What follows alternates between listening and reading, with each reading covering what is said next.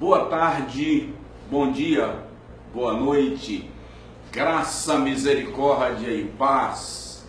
Este é o nosso Segundas 18, mais uma vez com você, refletindo sobre mais um tema poderoso da Palavra de Deus para a nossa edificação espiritual, conhecimento da Palavra de Deus e assim por diante. Quero lhe convidar, lhe sugerir você compartilhar esse vídeo, marcar seus amigos, comentar.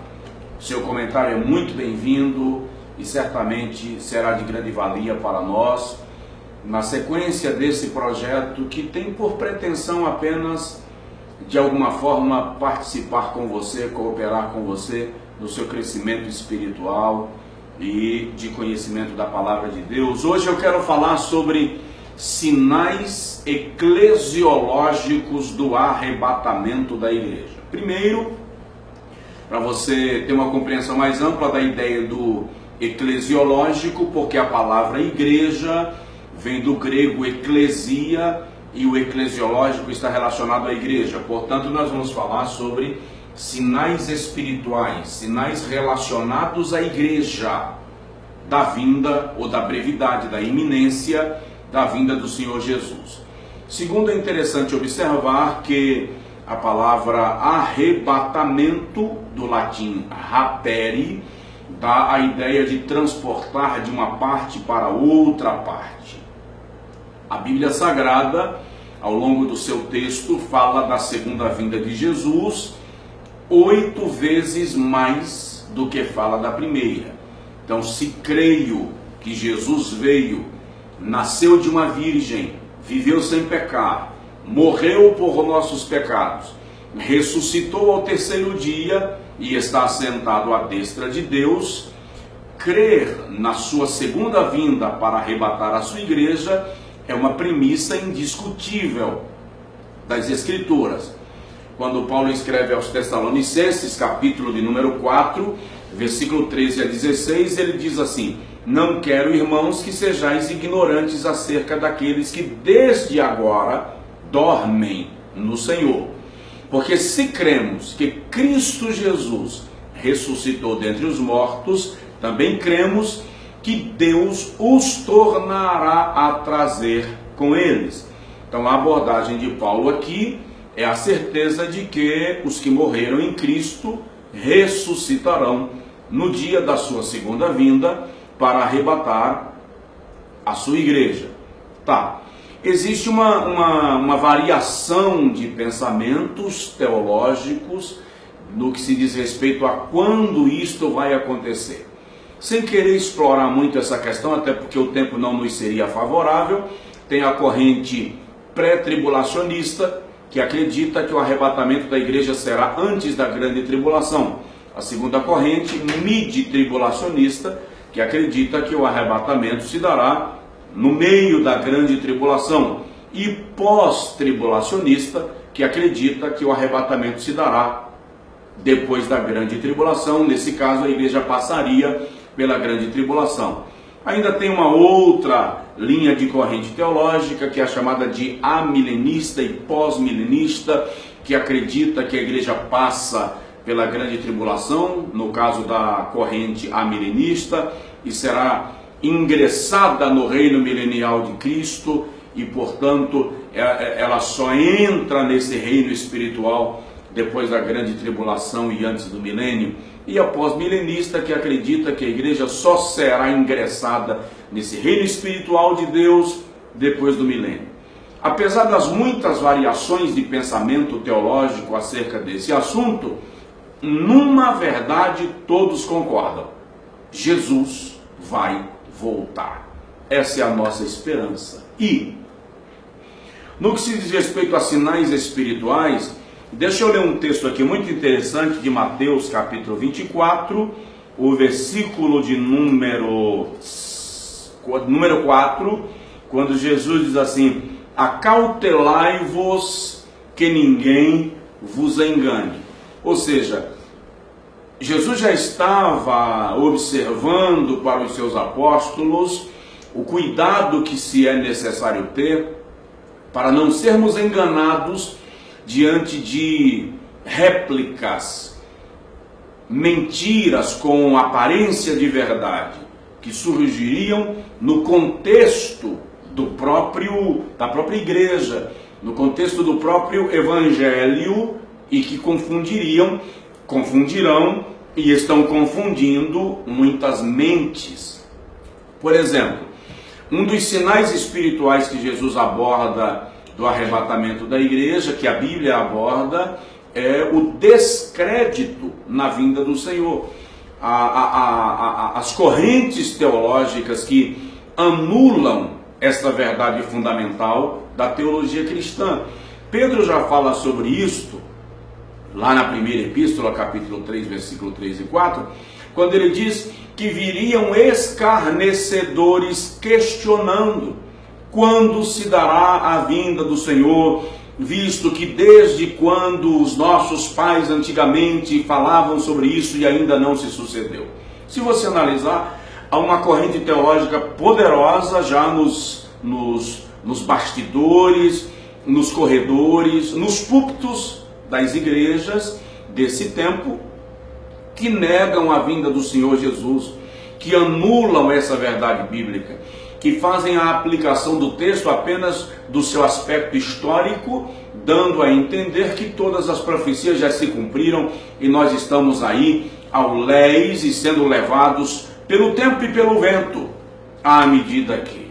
Então o descrédito na vida do Senhor é um grande sinal de que Ele está perto de voltar. Interessante que na década de 80, na década de 70, até meados da década de 90, a maior parte das pregações, das temáticas dos congressos e das convenções realizadas no Brasil, não dentro do contexto denominacional de uma denominação específica, estamos falando de uma expectativa cristã geral. Então todos os temas giravam em torno da vinda do Senhor. Depois nós resolvemos importar alguns conceitos de confissão positiva, teologia da prosperidade, e começamos a nos preparar mais para ficarmos aqui na terra do que para irmos para o céu. E com essa tendência materializada do materialismo que anula as verdades espirituais, nós estamos mais dispostos à terra do que ao céu, mais dispostos à mortalidade do que à imortalidade, mais dispostos à ignomínia do que à glória.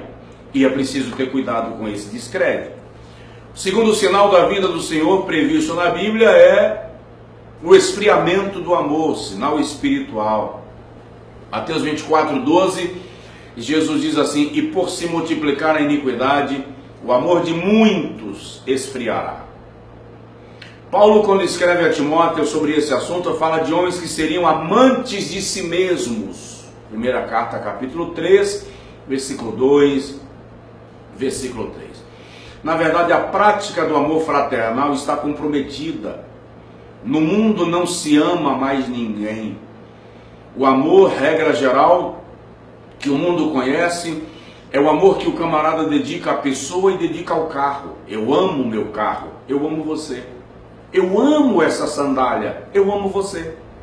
Ou seja, houve uma relativização do conceito de amor. Assim como vai havendo uma relativização do conceito de adoração. Eu adoro você, eu adoro a Deus, eu adoro você, eu adoro essa roupa. Ou seja, as pessoas não diferenciam mais coisas de pessoas e o amor vai perdendo o seu valor absoluto. E Jesus diz em João 13:35 que o mundo saberá que nós somos seus discípulos quando nos amarmos uns aos outros. Então o esfriamento do amor é uma característica real da aproximação da vinda do Senhor Jesus. Vamos agilizar. 2:18. Terceiro sinal da vinda do Senhor: multiplicação da iniquidade. E se nós estamos tratando de sinais espirituais, nós não estamos falando apenas da multiplicação da iniquidade no mundo, porque o mundo jaz no maligno.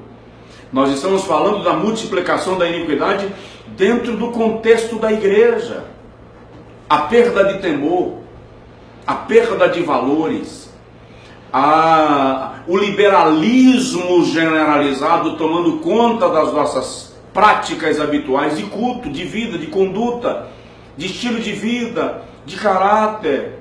Regra geral, houve uma proliferação da iniquidade no contexto espiritual. Oséias capítulo 4, o Senhor diz assim: há pecado sobre pecado, adultério sobre adultério, homicídio sobre homicídios, e o Senhor diz assim: por esta causa a natureza geme.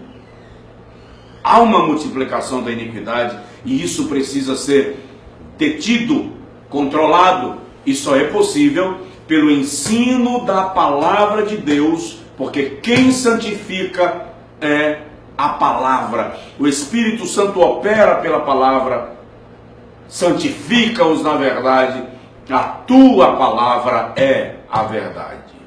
Penúltimo lugar, falando de sinais da vinda de Jesus, há um sinal gritante, preocupante, e se você assistir todos os segundos às 18, você vai perceber que eu estou falando disso direto ou indiretamente com relativa frequência. Apostasia. Apostasia literalmente significa abandono, afastamento.